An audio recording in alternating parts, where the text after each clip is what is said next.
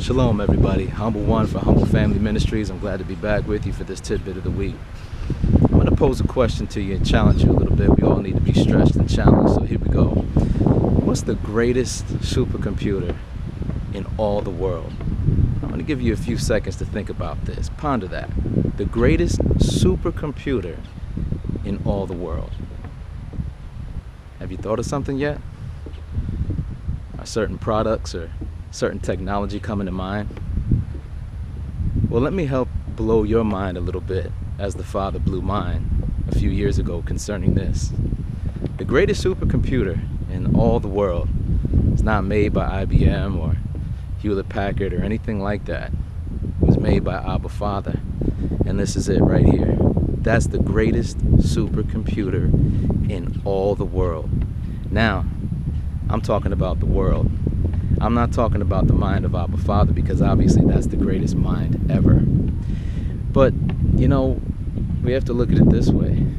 Whatever was made by men's hands was made using what Abba Father already created as a model. Let that blow your mind a little bit and let that sink in a little bit. You know, the Father revealed to me even cars, which I like, I'm kind of a car guy, are made in the likeness of living beings. Cars need what you call cold air coming in. The more cold air they have, the better they perform, the faster they can move. So cars, in a sense, they breathe the fresh air that the Father provided. They work off of fuels that come from the ground. Again, something that the Father provided.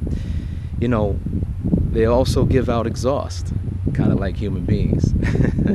So it's the same thing with the computer. The computer is modeled after the greatest computer in the world, and that is the mind. So be careful what you download into your mind. What comes to mind when I think of this, this suggestion, this little tidbit, is our gates. We have to be careful to guard our gates. What are our gates? It's anything or any way into the human mind and human heart. See, I've taught my kids that, like the scripture says, your eyes, your ears, your mouth, even your nose, and your sense of touch are your gates. And these need to be guarded daily. How do we guard our gates? We submit them to the Father and ask Him to help us guard these very important gates. We also ask Him to help us to live unto the Spirit and not unto the flesh. We've been talking about that lately, and I'm going to be hammering that in as the Father is hammering it into me. You know, so we have to be careful what we view. We have to be careful what we download and what we save to our hard drive, our files. You know, the mind and the heart are connected. You know, whatsoever a man thinks, so is he. So if I'm steady looking at cars all day on the internet, maybe Google Images, or I'm looking at women, I'm looking at pornography, guess what? That's what I'm going to become. So I can't look at that stuff. I can't turn something or someone or someplace into my mighty one. My mighty one is there in the heavens. His name is Elohim. His name is Abba Father, Yahweh or Yahweh.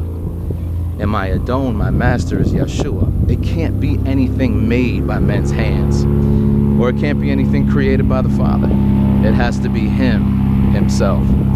So be careful what you download. Be careful what you look at, what you listen to, what you eat, what you touch, what you smell, because it can easily become something of an addiction, something that you begin to worship like a mighty one.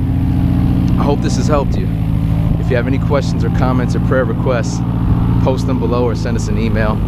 We appreciate your constant support. We appreciate you sharing, liking, and subscribing to this channel. Until next time, stay humble.